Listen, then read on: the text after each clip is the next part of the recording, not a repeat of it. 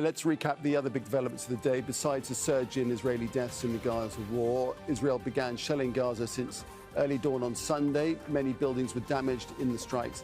At least 330 Palestinians have been killed. So Israel has also deployed troops along the Lebanon border after Hezbollah shelled areas under its occupation. Israel retaliated with artillery fire after 3 posts were hit in the Shebaa Farms areas. Let's cross now to Al Jazeera's senior political analyst, Marwan Bashara, who joins us live now from Paris. Marwan, you know this story all too well and its ongoing tragedy for the Palestinians. Now, a Hamas assault has killed at least 600 Israelis. So far, we have more than 300 Palestinian dead. It's hard to believe we're only not even 48 hours in, or just over 48 hours in. What do you make of all this?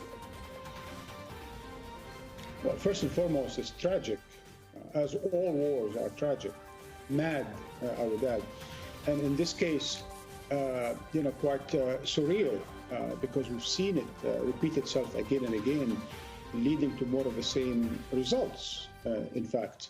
The two sides are locked in some sort of a fatal dance with death now, a good number of decades. And clearly, over the past 2 or 3 or 4 years, the Israelis have shown themselves to be, quite indifferent in a totally new way to the Palestinian cause, or to the Palestinian suffering, or to the Palestinians' demand for justice. The past government or two in Israel have shown to be the most fanatic, the most fascist in Israel's history. And they certainly abandoned, any diplomacy and clearly doubled down on repressing the Palestinians, doubled down on their illegal settlements, and clearly made the Palestinians invisible. And what we've seen the last 24 hours are the Palestinians making themselves visible, whatever means necessary, as it were. And some of their means, of course, have been terrorizing some of those towns in the southern part of Israel. I think in so many ways, and I think we really need to abandon some of the language that's been used as cliches by now about this issue. Every once in, every time this happens, a microphone is shoved in front of someone asking to condemn and condemn and condemn.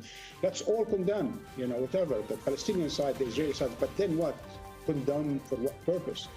Because as the two sides are locked in this nonsensical conflict, something gotta give in the sense of ending what they call the root cause. And there is a root cause, because there's an occupation and there's an occupier, and it's been going on for over 55 years. Everyone knows that in the world. Every Israeli knows that. But Marwan, you wouldn't think so. You wouldn't think so when you listen to the response of world leaders, like Biden and the UK and so forth, not to mention a lot of media around the world. I've been talking about this cause and effect, but nobody in those circles is talking about the cause. They're just talking about the effect. No, absolutely. You are right 100%. And this is the problem. The problem is that there is certain hypocrisy in approaching these things and framing them in whichever way that is, appeases one's partners. And in the sense, the same French people, right, who were engaged in the war in Algeria, concluded a long time ago that this sort of an occupation leads to only 1 million deaths and ends up in the withdrawal of French troops from Algeria. And for the French, 75% of their public opinion at the time, deciding this was a really terrible war that France should not get involved in because it was a colonial war. Now, everyone knows something similar happened in Northern Ireland, something happened in Iraq more recently. Occupation and colonialism doesn't work. Occupation in the 21st century certainly is passé. The only one example today of such colonialism is Israel-Palestine. But, as you say, most of, not only officials, journalists, I would say, in a certain lazy way, approach this issue in a most cliche way. Frame it for me, please. Anyone, they need to frame it. What is it? Is this occupation or not? Because clearly there's an overwhelming understanding, even consensus, that there is an occupation. So why don't we judge it as such?